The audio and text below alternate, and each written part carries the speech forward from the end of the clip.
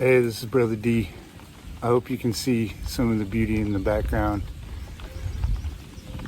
It's got a little rain. We're in the heat dome here in Middle Tennessee. And Julia Cameron said in The Artist's Way, she was talking about going through a big divorce or some catastrophe, I don't remember what. But she said she started walking and just walking every day, and she started noticing the flowers and the trees and the birds on her walk, just walking through a suburban California neighborhood, if I recall. And she said the reward for attention is always healing. That's one that stuck with me ever since. And if you give enough attention to nature and to life without,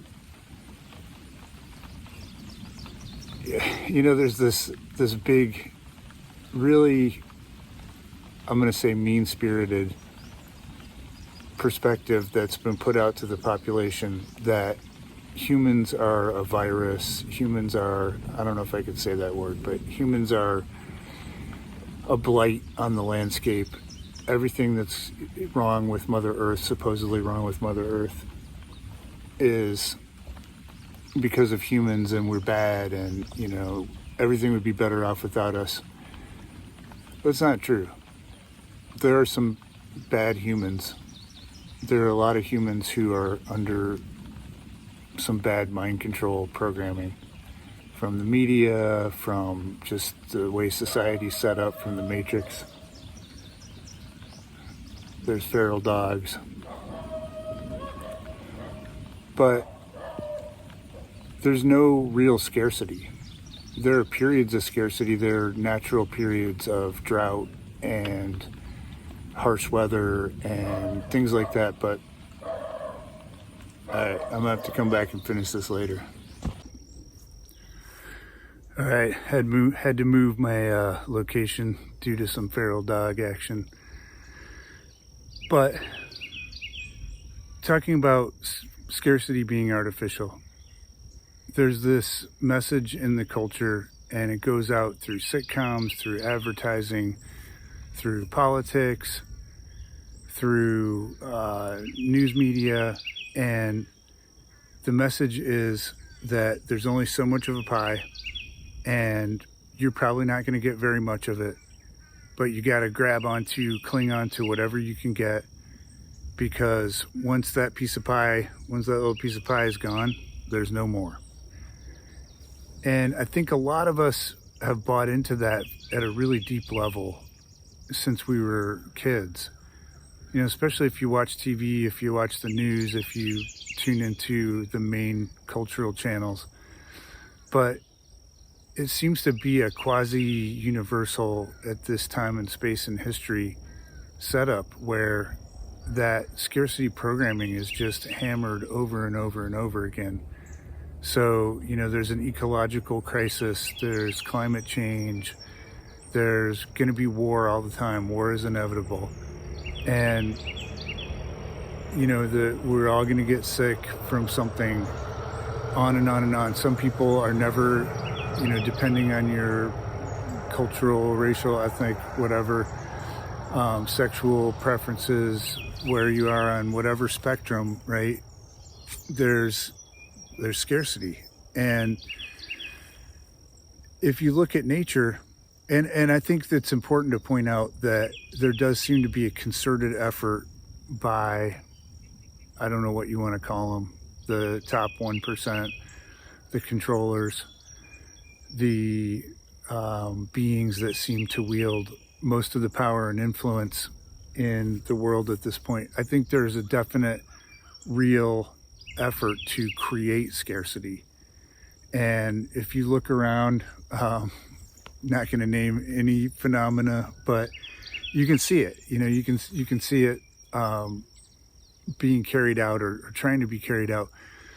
But what it ultimately boils down to is, do I really believe in a random universe spawned from some, what do they call it?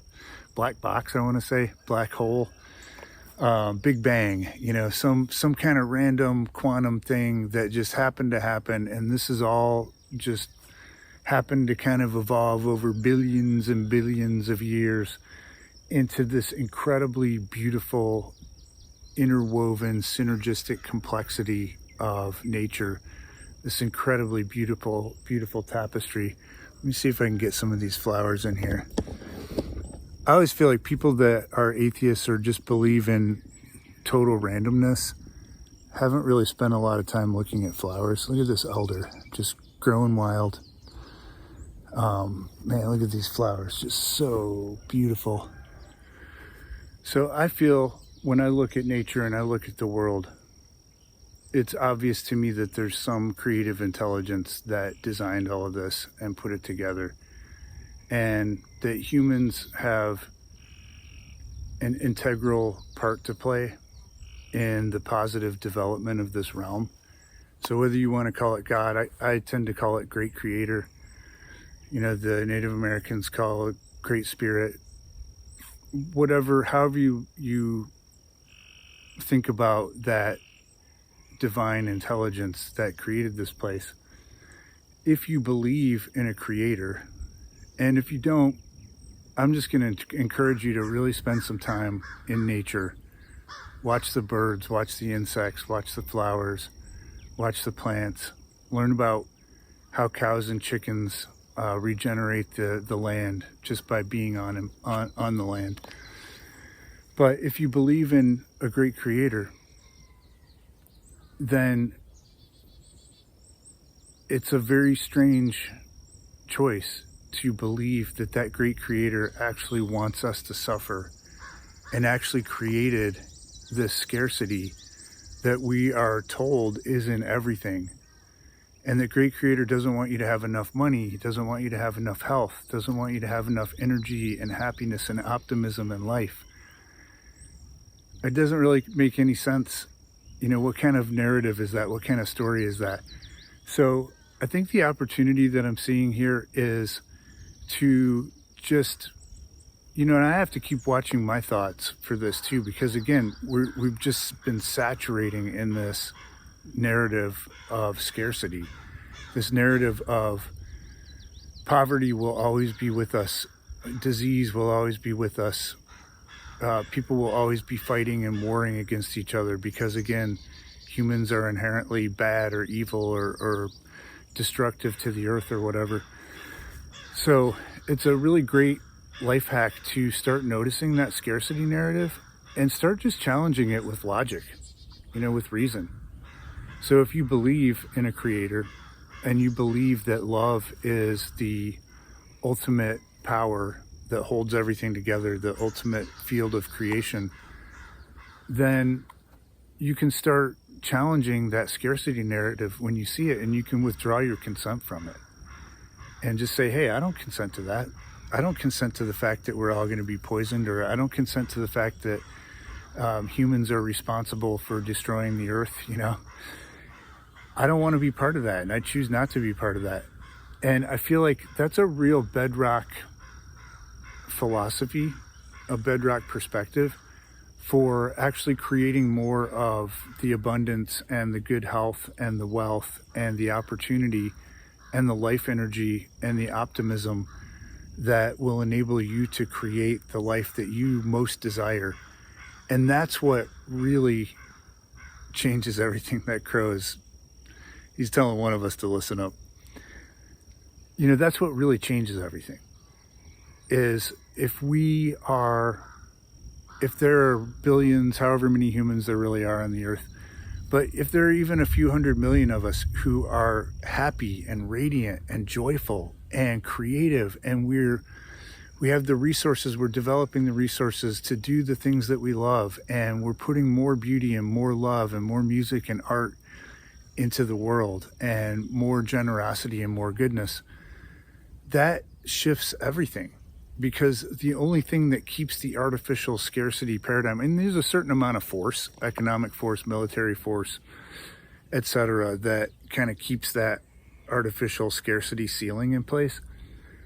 But if a few 100 million people wake up to the point that they say, no, we don't consent to that, We know there's 0 point energy. We know there's unlimited resources. We know that the earth is a living being who can regenerate herself, and especially if we are helping her with that, that blows that ceiling out of the water, out of the picture. And that's really how we change the world and return the world to what I think is her natural state as a beautiful paradise realm. Hope you found this enjoyable and inspiring. Talk to you again soon. This is Brother D saying, there's plenty for all of us. Let's enjoy it.